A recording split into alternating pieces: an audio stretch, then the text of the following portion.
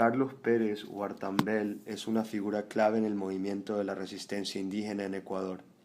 Un activista por mucho tiempo, por muchos años, ha estado luchando para proteger las fuentes de agua dulce contra la destrucción de la megaminería.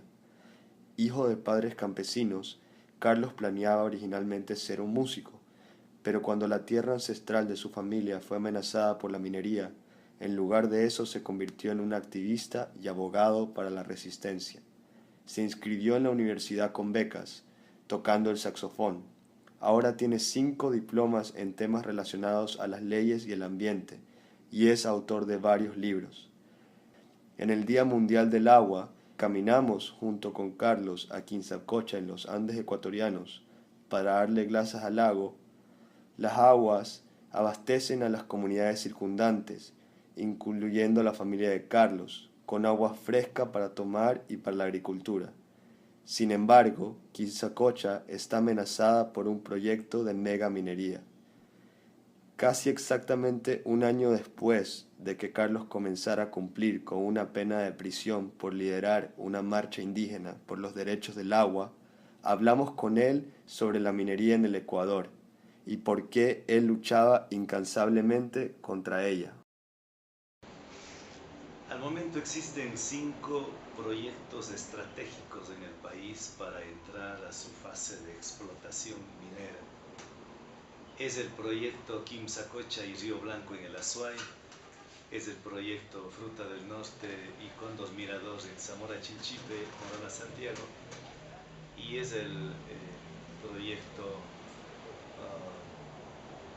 Pananza San Carlos, que se encuentra también en la Amazonía. Todos se encuentran en el sur del Ecuador.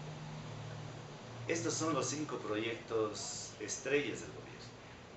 Ello no significa que son los únicos. Hay otros proyectos en Intar, en el norte del país. Hay el proyecto, este está ubicado en Imbabura. Hay el proyecto que está en la capital de la República, las parroquias noroccidentales, en Nanedadito y otras parroquias más. Y donde en toda la cordillera ecuatoriana, así como en la cordillera al sur del Ecuador, en el Perú, donde hay agua, hay minerales, hay oro. Y por eso hemos venido haciendo una resistencia tenaz ante una agresión por parte del gobierno, que ha intentado comprar conciencias a sus dirigentes. Cuando no lo ha conseguido, ha iniciado una campaña de desprestigio. Nos ha calumniado, nos ha injuriado, nos ha estigmatizado, que nos oponemos al progreso, al desarrollo. Y finalmente, a los que aún así no ha podido, nos ha criminalizado, nos ha enviado a la cárcel a algunos pagamos en la cárcel. Personalmente estuve 3 veces encarcelado en este gobierno.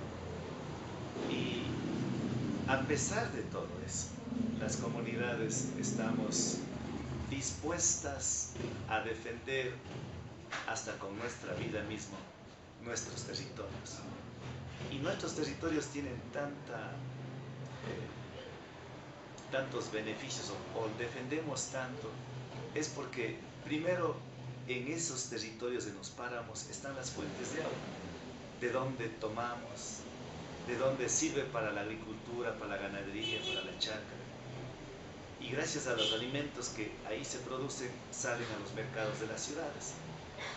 Esos pastos verdes, esos lugares tan únicos, en el momento que entraría la minería, es minería metálica a gran escala, secarían las fuentes, contaminarían las fuentes de agua y prácticamente de aquellos lugares floridos, verdes, llenos de tanta naturaleza, se transformarían en desiertos.